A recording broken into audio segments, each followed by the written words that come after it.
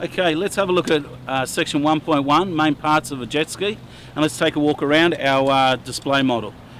Just at the front here, we've got our chain and our strap. Obviously we never take that off until the ski is in the water, backed in down the boat ramp.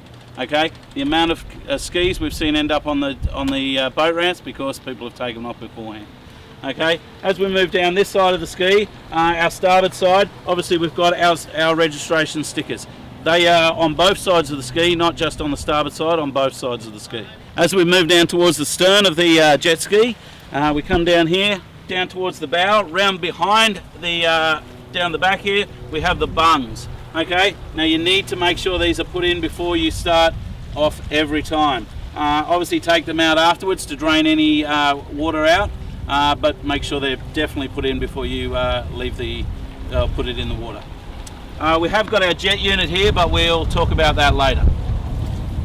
As we come back around over to this side, we certainly have our registration numbers on this side as well. Obviously this being the port side, we would have our registration sticker here, but obviously this being a new ski, we haven't received that from Queensland Transport yet, but we will be putting that on, either probably there or there, but somewhere close to the registration numbers. Okay, let's have a look at some parts of the jet ski. Okay, we'll just come around this side, and just at the front here we've got our front hatch that we can lift up. Obviously there's plenty of storage in there. This is where we would put our safety equipment, any stuff that we wanted to carry for the day, water, that sort of stuff, would go into the front compartment here. There's quite a bit of room in there, so there's quite a bit that can be fitted in there.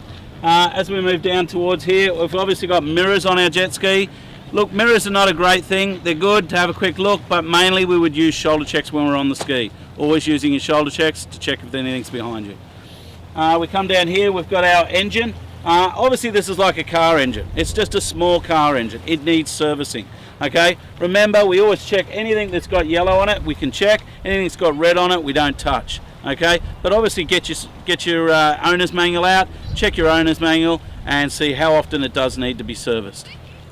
Alright, so we're going to hop on the ski. So as we come up, obviously make sure you've always got a jacket on before you hop on the ski, especially if you're in the water. If the police or the transport department see you without a jacket on, in the water they will fine you. Okay, so once we're on, obviously every ski is very similar. They will have a lanyard, a kill switch. Okay, this is it here. Obviously ours just plugs up underneath here. So whilst it's running, obviously if we pull the lanyard out, it will kill the engine. Okay, we need to make sure of this so if we fall off the ski as we are out on the water, we don't have the ski driving off into the distance.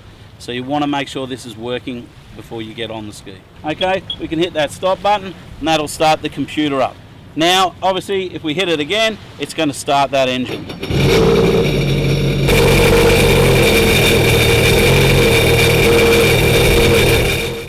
Okay, so the next thing we're going to talk about is our throttle. It's this one here. Some of them have a finger throttle like this one, some are a thumb throttle, but they're all a little bit different, but it's just about getting used to the one you've got.